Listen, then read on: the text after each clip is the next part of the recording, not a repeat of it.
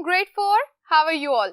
My name is Rita Khalid and I'm going to teach you English. Students, as you all know कि हम मिलके रोज OPE यानी Oxford progressive English book को study करते हैं.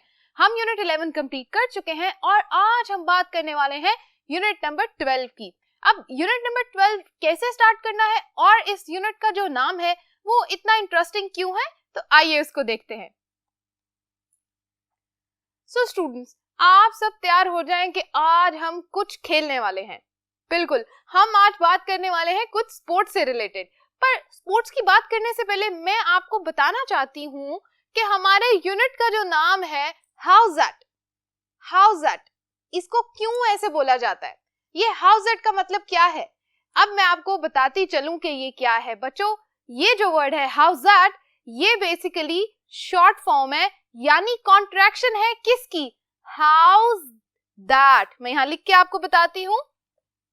The word is house और how was that. ठीक है, दोनों लिख देते हैं और we can write it this way, how was that. यानी आप याद करो बच्चों, जब आप मैच खेलते हैं, क्रिकेट खेलते हैं, हॉकी खेलते हैं, बैडमिंटन खेलते हैं या कोई भी ऐसी स्पोर्ट्स अपने बहन भाइयों के साथ या अपने सिबलिंग्स के साथ जब खेलते हैं, उस टाइम पे आप जब बड़ी अच्छी सी शॉट लगाते हैं और उसके बाद कहते हैं हाउस दैट. तो इसके अलावा आपने देखा होगा जब क्रिकेट मैच देखते हैं आप, तो क्रिकेट मैच में जब कैच पकड़ा जाता है, सिक्सर हो जाता है, चौका लग जाता है, तो उस टाइम पे जोर से आवाज आती है हाउस दैट. तो वो जो हाउस दैट की आवाज है वो बेसिकली जब उसको हम जल्दी से सुनते हैं, फटाफट से बोला जाता है, तो उसको कहते हैं हाउस दैट. तो यहाँ पर राइटर ने और ऑथर ने इस यूनिट का नाम हाउस दैट क्यों रखा है, क्योंकि ये एक वो वाहिद स्लैंग है जो बोला जाता है जब आप बहुत पैशनेटली, बड़े एंथुसियास्टिकली क्या खेल रहे होते हैं, मैच खेल रहे होते हैं, किसी भी किस्म की स्पोर्ट्स को खेल रहे होते हैं, चाहे वो हॉकी है, टेनिस है, बैडमिंटन है, क्रिकेट है, any sports that you like. Alright, तो अब आपने याद रखना है, हमें पता चल गया कि जो हाउस दैट बोलते हैं ना वो एक्चुअली क्या होता है, वो होता है हाउस दैट और हाउ वाज दैट. बेसिकली ये इसकी ही कॉन्ट्रैक्शन है, छोटा करके इसी को इसी के साथ लिखा गया है. हम एरोस बना देते हैं ताकि हमें पता चल जाए कि ये दो बातें जो हैं ये हमारे टॉपिक से यानी इस टाइटल ऑफ दिस यूनिट से रिलेटेड है. ऑलराइट बच्चों, तो आज हम बात करने वाले हैं इस यूनिट को स्टार्ट करके लेसन नंबर 1 की. ऑलराइट, लेसन नंबर 1 बच्चों हम जानते हैं किस बारे में होता है, लिसनिंग और स्पीकिंग एक्टिविटीज के बारे में. अब क्या होता है, सबसे पहले हमें एक डायलॉग दिया जाता है, उस डायलॉग को हम रीड करते हैं. ठीक है, चूंकि यहाँ पर ऐसा है कि हम वीडियो लेक्चर्स में मिलके रीड तो नहीं कर सकते, रीडिंग तो आपको करनी पड़ेगी, लेकिन मिस रिदा आपको सारी वोकैबुलरी बता देंगी ऑलरेडी, ताकि जब आप रीडिंग करें या लिसनिंग कॉम्प्रिहेंशन आपको आपकी मामा या आपकी टीचर पढ़ के सुना रही हैं, तो उस टाइम पे मेरे बच्चों के लिए ये बात बहुत आसानी से हो जाए. ऑलराइट, तो सबसे पहले हम बात कर लेते हैं बच्चों, जो आपके लेसन नंबर 1 के टॉप राइट कॉर्नर के ऊपर आपकी बुक में यहाँ टॉप राइट कॉर्नर पे नजर आ रहा है ना येलो बॉक्स, एग्जैक्टली वो येलो बॉक्स जो है वहां पर ये दो बातें लिखी हैं, वोकैबुलरी एंड ग्रामर. ठीक है, सो हम क्या करते हैं, वोकैबुलरी और ग्रामर को अलग-अलग से क्या करते हैं, इनको हम डिस्कस करते हैं और एक एक चीज का मैं आपको मीनिंग बताती हूँ, डेफिनेशन बताती हूँ और एग्जांपल्स बताती हूँ. Alright, let's start it. आज की वोकैबुलरी जो हमारी लेसन 1 से लेसन 5 तक सब लेसन्स में यूज होगी, वो किस बारे में होगी, स्पोर्ट्स. हम जो भी गेम्स खेलते हैं, ठीक है, तो गेम्स को खेलते हुए कुछ स्पेशल वर्ड्स हैं, जैसे हमने बात की थी ना कि कुकिंग करते हुए फूड प्रोसेसिंग के कुछ डिफरेंट वर्ड्स होते हैं, कुछ ऐसी वोकैबुलरी होती है जो सिर्फ फूड प्रोसेसिंग में यूज होती है, जैसे cooking, piling, frying, steering, remember. तो इसी तरह बच्चों स्पोर्ट्स के अंदर भी डिफरेंट वोकैबुलरी यूज होती है. ठीक है, अब वो कौन सी, वो वर्ब्स भी हैं, वो नाउन्स भी हैं, चीजों के नाम भी हैं और कुछ ऐसे एक्शंस भी हैं जो हमें स्पोर्ट्स में स्पेसिफिकली वही यूज करने हैं. ठीक है, तो आज मिस श्रद्धा आपको वो सिखाने वाली हैं. उसके बाद हम देखेंगे स्पोर्ट्स इक्विपमेंट, कि स्पोर्ट्स खेलते हुए कौन सा साजो सामान हमें चाहिए होता है. इक्विपमेंट कहते हैं साजो सामान, यानी कि वो सारे टूल्स, वो सारे हमारे बैट और हॉकी और बॉल्स और हमारी यूनिफॉर्म, हमारी किट और पैड्स और व्हाटएवर जो भी चीजें होती है ना, वो सारी क्या होती है, स्पोर्ट्स इक्विपमेंट। ठीक है, तो इसके बारे में भी आज हम स्टडी करेंगे और यही वर्ड्स, यही चीजें हमारी लेसन 1 से लेसन 5 तक यूज होंगी। आज के लेसन का ये पार्ट आपके लिए सीखना बहुत इंपॉर्टेंट है। ऑलराइट बच्चों, चलो जल्दी से इसको देख लेते हैं। सबसे पहला वर्ड है विन। विन का मतलब होता है जीतना। ठीक है,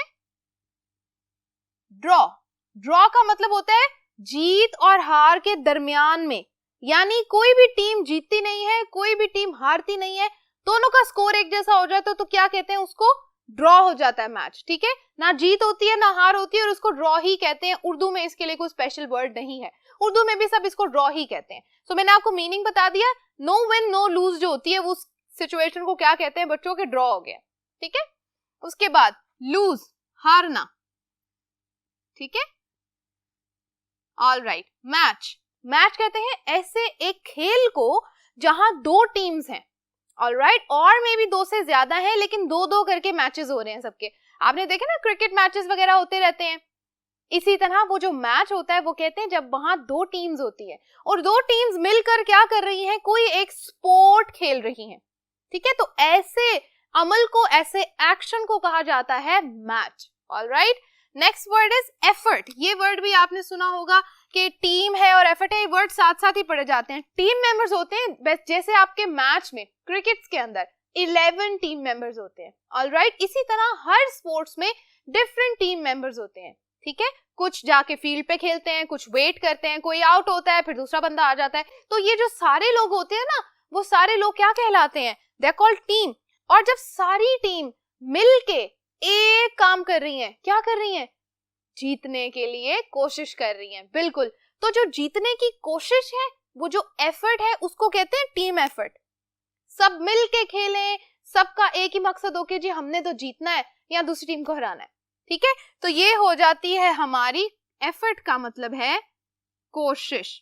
ठीक है, ये लो जी, अब यहां तक के कुछ मीनिंग्स आपको समझ में आ गए होंगे आई होप। स्पोर्ट्स इक्विपमेंट में अब आप जल्दी से देखें, आपके पास bat, ball, hockey, wickets, bails, ये सब चीजें होंगी ना। तो आइए इनको देखते हैं क्या होती है। नायलॉन बैग, नायलॉन बैग क्या होता है, नायलॉन बच्चों एक कपड़े का नाम होता है। कपड़ा कौन सा होता है, जब आपके इवन स्कूल बैग्स भी कुछ होते हैं ना, ऐसे थोड़े शाइनी सा मटेरियल होता है। एक तो लेदर होता है ना, लेदर की बात नहीं मैं कर रही, नायलॉन बहुत लाइट होता है, जैसे अम्ब्रेलास वगैरह जिसकी बनती है, आपने देखा ना अम्ब्रेलास का जो मटेरियल होता है वो कैसा होता है, शाइनी सा, बारीक सा, है ना, दैट इज कॉल्ड नायलॉन। उस स्टफ के आपके नायलॉन के बैग्स बनते हैं। क्यों बनते हैं, उसके अंदर आप अपने बैट, बॉल, हॉकी, अपने पैड्स, अपने नी कैप्स, जो भी चीजें हैं वो सब उसके अंदर कैरी करके कहाँ लेके जाते हैं, ग्राउंड में जहां मैच खेलना होता है। ठीक है, balls and bats, ball and bat आपको पता है, हॉकीज भी हो सकती हैं। उसके अलावा जितना भी इक्विपमेंट, जैसे जैसे गेम्स होंगी वैसा वैसा इक्विपमेंट होगा। ओके, आपकी इसके अलावा स्पोर्ट्स किट होती है। स्पोर्ट्स किट का मतलब है आपका यूनिफॉर्म होती है ना, हर टीम का एक डिफरेंट किट होती है, डिफरेंट यूनिफॉर्म होता है, तो ये उसी की बात हो रही है। कुछ और वर्ड्स हैं जो मैं यहाँ लिख देती हूँ बच्चों। एक तो आप बात करें कि पैड्स और नी कैप्स, ये भी आपके इक्विपमेंट में आते हैं। उसके अलावा एक और मैं यहाँ आपको बताना चाहूंगी, वो है जी बेल्स, बेल्स और विकेट्स, आपने देखी होंगी ना। तो विकेट्स क्या होती है, हमारे पास जो 3 बार्स लगी हुई होती है ना, और 3 बार्स के ऊपर जो एक छोटी सी विकेट पड़ी हुई होती है, तो जो 3 बार्स होती है उनको कहते हैं बेल्स। और जो विकेट होती है वो क्या होती है, वो उसके ऊपर वाली छोटी सी जो चीज होती है उसको कहते हैं बेल। ऑलराइट, तो हमें समझ आ गया कि विकेट्स क्या होती हैं। विकेट्स 3 बार्स होती हैं और उसके ऊपर जो छोटे छोटे हमारे पास कुछ पीसेस होते हैं, those are called bails and wickets. Alright, यहाँ तक की बात बच्चों आपको समझ आ गई। स्पोर्ट्स इक्विपमेंट भी हमने देख लिया। अब हम बात करने वाले हैं ग्रामर के कुछ पार्ट की। अब यहाँ तक की बात तो हमें समझ आ गई। हम जब यही वर्ड आगे वाले लेसन में यूज करेंगे तो हमें याद आ जाएगा कि हमने तो ये लेसन 1 में पढ़ा था। ऑलराइट, अच्छा जी, ग्रामर में देखते हैं बच्चों। 2 बातें आज हमने सीखनी है। प्रिडिक्शन, प्रिडिक्शन किस तरह करते हैं, प्रिडिक्शन की जब बात करते हैं तो उसके साथ कौन से वर्ब्स यूज होते हैं, ठीक है, कौन सी हेल्पिंग वर्ब भी यूज होती है वो भी देखेंगे। तो प्रिडिक्शन का मतलब होता है किसी चीज के बारे में आप जब एक अपना आइडिया दे रहे हैं कि आई थिंक, मुझे लग रहा है कि ये होगा, मुझे लग रहा है कि आज बारिश होगी, या आप ये कह सकते हैं it's my prediction that it will rain today so the match will be postponed. मुझे लग रहा है, ये मैं सोच रहा हूँ या सोच रही हूँ कि आज बारिश हो जाएगी और आज का जो मैच है वो पोस्टपोन हो जाएगा, वो तो अगली तारीख पे चला गया। तो ये आपकी प्रिडिक्शन जब आप कर रहे हैं ना किसी चीज की कि मुझे लग रहा है ऐसा होगा, उसके लिए स्पेसिफिक वर्ड्स यूज किए जाते हैं, उसके लिए हम कहते हैं आई थिंक। ठीक है, और उसके बाद आप क्या करेंगे, आई थिंक के बाद जो भी आपको लग रहा है वो बताएंगे और उसके बाद आप लिखेंगे विल। जैसे I think it will rain tomorrow, ठीक है, और I think we will lose the match. तो ये आई थिंक के बाद हमने क्या किया, आपने लिखना है आई, वी, सब्जेक्ट लिखना है, नाउन लिखना है, उसके बाद बताना है विल लूज द मैच और विल विन द मैच। अब एक एग्जांपल यहां मैं आपके साथ लिख देती हूं इस प्रेडिक्शन की। I think that we will, देखिए will आ गया, lose the match। ठीक हो गया, हमने एक एग्जाम्पल यहाँ पर लिख ली जिसका मतलब है हमें पता चल गया कि एक हमने प्रिडिक्शन दे दी और साथ will भी यूज कर लिया। ओके, दूसरी बात, adjective order, which one or ones are yours। दो बातें करनी है, पहले तो मैं आपको कंप्लीटली बताऊंगी कि एडजेक्टिव ऑर्डर क्या होता है। हमने तो ये देखा था कि किसी नाउन को डिफाइन करने के लिए हम एडजेक्टिव्स का यूज करते हैं ना, तो एडजेक्टिव्स कौन कौन से होते हैं, एडजेक्टिव्स हमें बताते हैं कि कोई हमारा जो नाउन है वो कितना अच्छा है, कौन से कलर का है, किस साइज का है, किस कंडीशन में है। तो इन सारी चीजों को बताने का ना एक ऑर्डर होता है। आप ऐसे नहीं बोल सकते कि एक नया काला, और यू कैन से a new black nylon bag. आपने उसके लिए एक प्रॉपर, आपने एक सीक्वेंस फॉलो करना है बच्चों, एक पूरा ऑर्डर है, उसको कहते हैं एडजेक्टिव ऑर्डर। वो मैं आपको भी बताने लगी हूँ। उससे पहले आप ये देखें, जब हम एडजेक्टिव ऑर्डर सीख लेंगे उसके बाद हम देखेंगे इन क्वेश्चन के आंसर्स कैसे करने हैं। विच वन और वंस आर योर्स। अगर टीचर पूछे क्लास में बहुत सारी कलरफुल पेंसिल्स पड़ी हैं, ठीक है, तो टीचर आपसे पूछे that Ayaan come here, which one is yours, तो आप कहेंगे oh the red one is mine, तो आप रेड पेंसिल ले लेंगे। अगर ब्लू पेंसिल आपकी है तो you will say oh the blue pencil is mine, और you can say the longer pencil is mine. तो इस तरह जब आप अपनी चीज को बताएंगे, उसको बताने के लिए एडजेक्टिव तो आने लाजमी है ना, हमें पता होना चाहिए कौन से एडजेक्टिव्स हैं, उसी के लिए हमने एडजेक्टिव ऑर्डर को सीखना है। तो आओ चलो एडजेक्टिव ऑर्डर को हम कंप्लीटली देखते हैं कि उसको कैसे करना है और ऑर्डर क्या है। तो बच्चों आपने जल्दी से अभी क्या करना है, अपनी बुक के ऊपर एक स्टिकी नोट पेस्ट कर लो। अगर स्टिकी नोट नहीं है तो एक पीस ऑफ पेपर ले लें, उसके ऊपर आपने ये वाली सारी बातें लिखनी है जो मैं अभी बोर्ड पे लिखने लगी हूँ। ऑलराइट, चलो स्टार्ट करते हैं। एडजेक्टिव ऑर्डर क्या होता है, एडजेक्टिव ऑर्डर होता है कि नाउन को डिफाइन करने के लिए कितनी सारी क्वालिटीज होती है नाउन में, है ना, कलर भी होता है, साइज भी होता है, एज भी होती है, सब चीजें होती हैं। तो उन सबको बताने का एक ऑर्डर होता है और ऑर्डर यही रहेगा हमेशा। ये पूरी लिस्ट आपने याद रखनी है, 1 2 3 4 5 6 7 8 9 10 एंड 11 जो हमारे पास पॉइंट्स हैं वो आपने याद रखने हैं। नंबर 1 स्टार्ट करती हूँ, आपको बताती हूँ क्वांटिटी और नंबर। सबसे पहले आप बताएंगे कि कोई चीज, हमारा जो नाउन है वो कितनी है। क्वांटिटी क्या है, 1 2 3 4 5 कितनी है। तो सबसे पहले हम क्या बताएंगे, नंबर्स बताएंगे या क्वांटिटीज। इसकी एग्जांपल साथ साथ लिख लेते हैं। आप बताएंगे 1 है, 2 है, 3 है, या कितनी भी, आप ये काउंटिंग एंड तक चलती रहेगी। ऑलराइट, यहां तक की बात समझ आ गई। अब देखें नंबर 2, क्वालिटी और ओपिनियन। आपने बताना है कि ओपिनियन आपका क्या है उस चीज के बारे में, गुड है, बैड है, ठीक है, दो बातें। तो यहां पर आप बताएंगे ओपिनियन या क्वालिटी, गुड और बैड। अभी दो इजी वाली बातों की हम यहाँ एग्जाम्पल लिखते हैं। Number 3 size. साइज में क्या है, अगर तो साइज नंबर में बताया हुआ है तो भी ठीक है, अगर साइज हमें बता रहा है कि स्मॉल, मीडियम, लार्ज, इस तरह वाला, वो भी लिख लेते हैं। अगर तो साइज नंबर में है, मैं यहाँ लिख देती हूँ नंबर्स, जैसे कहते हैं ना नंबर 2, नंबर 5, और मेरे जूते का जो साइज है, माई शू साइज इज 8, तो नंबर्स भी आ गए। और उसके अलावा क्या आता है, स्मॉल, जैसे ड्रेसेस का साइज होता है, मीडियम, मीडियम एंड लार्ज। ठीक हो गया, हमने लिख दिए साइज। उसके बाद नंबर 4 शेप में कैसा है। राउंड है, स्क्वायर है, सर्कल है, कितनी भी शेप्स है ना, हमने उनके बारे में बताना है। मैं यहाँ 2-3 शेप्स का नाम लिख देती हूँ। राउंड, जो बेसिकली यूज होती हैं, राउंड, स्क्वायर, लॉन्ग, लॉन्ग भी एक शेप होती है, ऑलराइट। इस तरह आपने बता दिया round, square, long, circle, circle, और आप इसको कहें स्फेयर शेप, ठीक हो गया। कंडीशन, कंडीशन कैसी है, is it new, is it old, ठीक है, वो बता देंगे आप।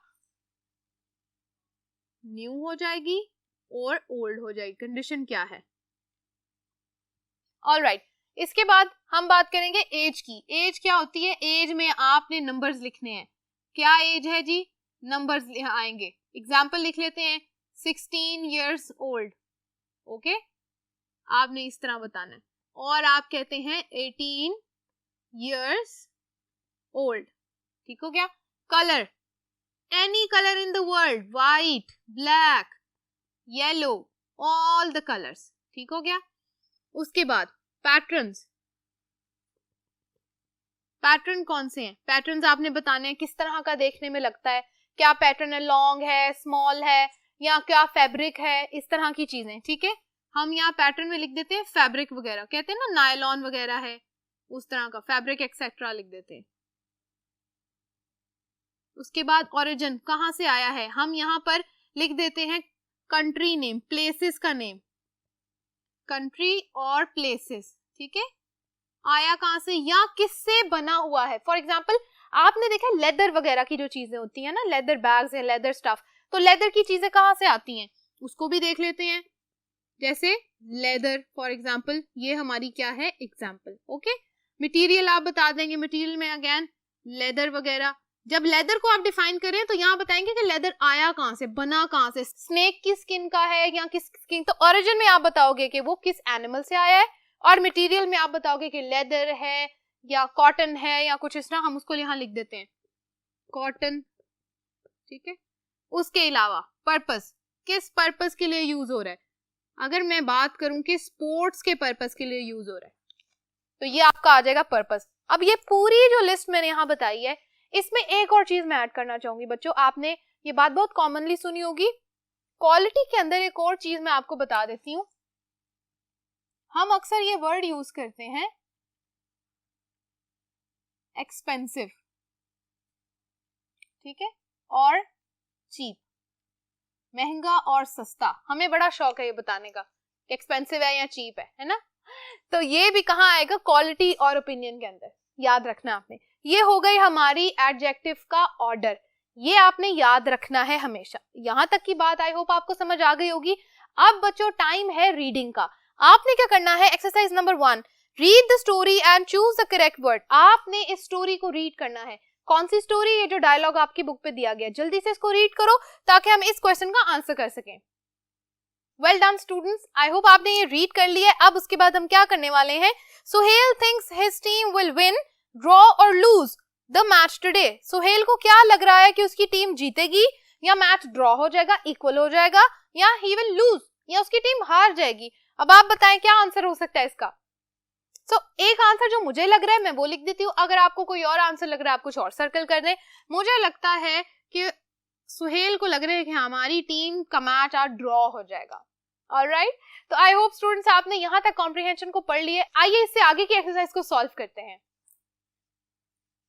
Alright, exercise number 2 is about complete the table with the verbs from the dialogue, write the base form and the simple past tense of the verbs. हमने क्या करना है, जो टेबल यहाँ बना हुआ है बच्चों, इसमें क्या है मैं आपको पढ़ के बताती हूँ। एक दो नंबर्स यहाँ लिखे, एक क्या है us यानी हम, हमारी टीम, और उसके बाद क्या है the other टीम, दूसरी टीम। दो टीम्स की बात हो रही है। एक टीम us जो टीम है वो किसके लिए है, सुहेल की टीम, और अदर टीम कौन सी है जिसके साथ उनका मैच हो रहा है, टीम बी, दूसरी टीम जो है। सो सुहेल की टीम के मार्क्स इस तरफ लगे हैं, अदर टीम के मार्क्स इस तरफ लगे हैं, जो ये हमारे पास हाइफन है ना, हाइफन के इस साइड पे लगे हैं। उसके अलावा दूसरे बॉक्स में क्या है, वी डैश द मैच। आपने इस स्कोर को देख के बताना है वी विन द मैच और वी वॉन द मैच, कौन से वाला आएगा, we won the match. Alright, इसी तरह हमने यहाँ देखना है दोनों के मार्क्स सेम है, तो क्या आएगा जब इक्वल मार्क्स आ जाते हैं, दोनों के सेम पॉइंट्स होते हैं, ड्रॉ, एग्जैक्टली हम यहाँ पे ड्रॉ भी लिखेंगे और साथ में हमने क्या लिखना है, यहाँ पर ये देखें हमें बताया गया है कि हमने कहाँ लिखना है, हमने पास्ट टेंस भी लिखना है, ठीक है, सिंपल पास्ट टेंस भी लिखना है, बेस भी लिखनी है, सिंपल पास्ट टेंस भी लिखना है। उसके बाद वी हमारी टीम क्या क्या कर रही है और अदर टीम, दूसरी टीम में क्या क्या हो रहा है, यही वर्ड्स को यूज करते हुए ये वाला कॉलम भी हम फिल करेंगे। अब जैसे जैसे मैं करती जाऊंगी आप इसको अपनी बुक पे मेरे साथ सॉल्व करते जाएं। पहली टीम के मार्क्स हैं 5, दूसरी टीम के मार्क्स हैं 0, व्हिच मींस वी वॉन, हम यहाँ पे इसको कर देते हैं circle, we won the match. उसके बाद यहाँ पर हम लिखेंगे we dash the other team, we lost to the other team और we lose to the other team. Both हमने प्रेजेंट और पास्ट दोनों में लिख देना है। 5 इक्वल मार्क्स है, वी ड्रॉ द मैच, और हम इसको पास्ट में भी लिख लेते हैं, we drew the match, we draw with the other team, we drew with, अब इसको हम लिख लेते हैं पास्ट में, we drew with the other team. 0 and 5 हमारा स्कोर 0 है, दूसरी टीम का स्कोर 5 है, मतलब who is winning and who is losing, हम लूज कर रहे हैं और अदर टीम इज विनिंग, तो हम यहाँ लिखते हैं लूज लॉस्ट, ठीक है, लूज, यहाँ पे again we lost to the other team और we lose to the other team, ठीक है, दोनों में हमने लिख दिया, प्रेजेंट में भी लिख दिया और पास्ट में भी लिख दिया। यहां तक की बात आपने मेरे साथ कंप्लीट कर ली, वेरी गुड। अब आखिरी जो हमारे पास एक बच गया वो हमने जो प्रेडिक्शन की बात देखी थी ना, अब यहाँ हमने प्रेडिक्शंस को देखना है और बताना है कि जब हम एडजेक्टिव ऑर्डर के साथ बताएंगे अपने नाउन के बारे में तो क्या हम एडजेक्टिव ऑर्डर को फॉलो कर रहे हैं, हम बिल्कुल वही चीज यहाँ देखने वाले हैं। अब आपसे कोई पूछे which ones are yours, again मैंने आपको जो एग्जांपल दी है ना अभी टीचर वाली, कि टीचर जब क्लास में बहुत सारी बुक्स रखती हैं या पेंसिल्स रखती हैं तो टीचर बारी बारी पूछती हैं कि which notebook is yours, तो आप आते हो और बताते हो कि my notebook this big one is mine, तो आपने एक एडजेक्टिव बता दिया कि big one is mine और red one is mine। तो आपने कैसे बताना है, पहले ऑर्डर में एडजेक्टिव के क्या आएगा वो हम लिस्ट से देखेंगे, ठीक है। अच्छा जी, सबसे पहले कुछ क्वेश्चन इस तरह पूछे जाते हैं। एक बात आपको मैंने आज जो नई सिखानी है वो है ये वाला part, which bag is yours। एक तो बात को करने के दो तरीके हैं, ये देखो, एक बात दो तरीके से पूछी जाती है, ठीक है। अगर मैं पूछूं which bag is yours, आपका बैग कौन सा है, अगर मैं आपसे पूछूं which one is yours, तो जो ये वाला है ये मैं कब बोलूंगी, जब मेरे पास बहुत सारे बैग्स पड़े हुए होंगे, तो मैं आपसे पूछूंगी which one is yours, कि इसमें से कोई एक कौन सा है जो आपका है, ठीक है। अगर मैं कहूं इसी तरह, ये तो वन की बात हो गई। अगर एक से ज्यादा चीजें हैं, which trousers are yours, trousers तो क्या होते हैं, दो हिस्से होते हैं ना पैंट के, दो टांगे होती हैं, दो हिस्से होते हैं, तो trousers बोलते हैं हमेशा। तो trousers क्या है, प्लूरल है, तो हम क्या कहते हैं which trousers are yours और which ones are yours, ठीक है, ये भी प्लूरल में चला जाएगा, इसलिए इसको भी हम कर लेते हैं एक बबल में लिख लेते हैं। अब चलो इसके आंसर लिखते हैं। which bag is yours, अगर आप बताओ कि आपका बैग कौन सा है, the red and white one, ठीक है, ये आपका आंसर हो जाएगा इस वाले क्वेश्चन का, the red and white one, ये आपका आंसर है। अब अगर मैं आपसे पूछूं which trousers are yours और which ones are yours, you will say the green ones। देखें क्या किया आपने, आपने उसको लिख दिया ones, एस लगा दिया, प्लूरल में आंसर कर दिया। आई होप बच्चों यहाँ तक की बात आपको समझ आ जाएगी, और अब जब आपकी टीचर या मैं आपसे कभी भी पूछूंगी कि which one is yours और which ones are yours, आप हमेशा मुझे आंसर देने के काबिल होंगे। स्टे ट्यून फॉर लेसन 2, हम कुछ बहुत एक्साइटिंग करने वाले हैं लेसन नंबर 2 में। Thank you so much for watching today's lesson students, Allah Hafiz.